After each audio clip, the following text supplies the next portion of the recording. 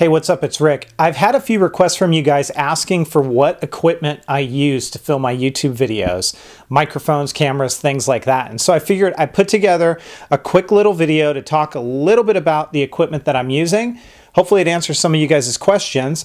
And if you continue to have questions after this video, feel free to leave them in the comments field and I'll do my best to answer them. So let's go ahead and take a look behind the scenes and I'll fill you all in on what I'm using.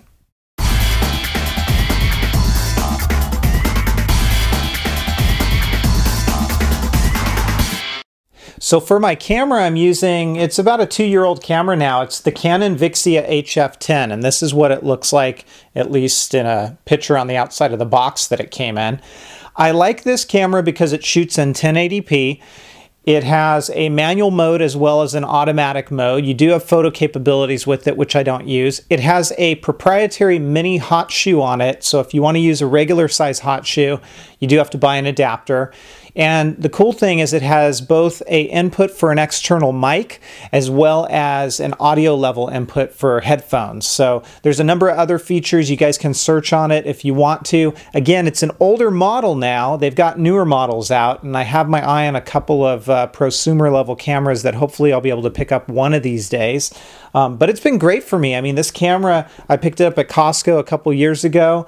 I don't remember the price, but you guys, the video quality speaks for itself, I think, especially when you pair it with good lighting. From the audio perspective, there's a couple of things that I use. So if I want to use a shotgun mic, I'm using this, and this is the Canon DM100. Yep, the DM100. I picked this up quite some time ago, and it fits in the mini hot shoe, and it is good for directional video. I used it a little bit on the E3 show floor. The other microphone that I picked up right before E3 that I love, it's the one I'm using now. It's the Rode M3 mic, and that's what you see right here. That's the mic I'm using. Typically, I have this situated on a microphone stand. So for all of my videos, what I'm using now is this mic, the Rode M3, hooked up to a microphone stand. You can pick it up at Amazon for as cheap as $30, $40 for a good microphone, decent microphone stand. And that's what I use for these videos. I also have a condenser lavalier mic. This one is an Audio-Technica.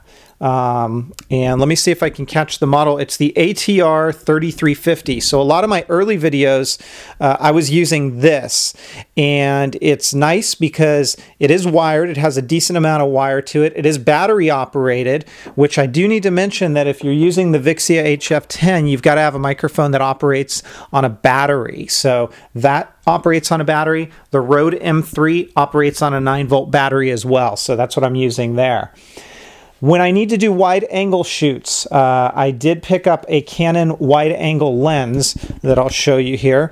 And this one I picked up quite some time ago. It does tend to show a little bit of bowing around the edges, but this is a Canon wide converter WD-H37-2. And so sometimes I use this and it screws right onto the Canon VIXIA HF10. And then something that is a small investment, but a really good one, is a pistol grip. Pick this up for under $10 from Amazon. It hooks onto the bottom of the VIXIA, and I can then hold it extra stable like this if I wanted to shoot around on a trade show floor or something like that. I used this a lot at E3 this past year, and it worked out really well for me. So this is the lighting, and lighting is really important when you're using or when you're shooting product videos, I should say. This is a Cowboy Studio package that I picked up. I want to say it cost me maybe $50 off of Amazon. It came with 2 umbrella lights. It came with the bulbs that you see there and the stands, which do go up to about, I don't know, maybe it's 6 or 8 feet. And so that's what you see there. It also came with this kind of backdrop lighting. It doesn't have an umbrella or anything, but it's an additional level of light. Also has its own mini tripod stand. And then of course the third one here that you can see right here, that is also an umbrella light. That is, quite frankly, I'll tell you the truth, it's the DJ Hero turntable set from the Xbox 360. It acts as a really good stand, and I put a cloth over it, and then I went to my local hobby shop, like a Michael's, and you can pick up these foam poster boards. They come in a number of different colors. I've tried white. White washes out some of the colors. Black is too black. This is almost like a gold color, a goldenrod color in a sense, so it's pretty neutral. So that's really it. That's my setup that I'm using today. It's gone through a couple of modifications over time, and you really, if you're going to do something like this, you don't need to go all in. There are ways that you can go cheap. I mean, your most expensive thing is going to be your camera.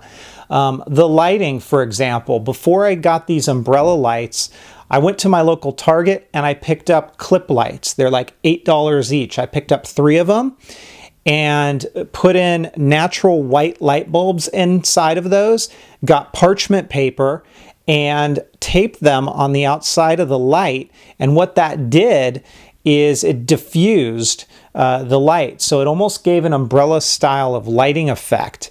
So it was a little bit cheaper. So you have options that you can go. It doesn't look pretty from, you know, just a studio perspective, but your viewer isn't going to notice a whole heck of a lot, and it's going to come across a lot better than if you didn't have the lighting at all. So guys, let me know if you have questions. I'm more than happy to help you out. Some of you guys have asked for opinions on videos and things like that. Leave a comment below. I'll do my best to answer them. In a future video, I'll talk about what I'm using for video editing, but that's about it. So if you guys have questions, let me know. Otherwise, take care, everybody, and have fun.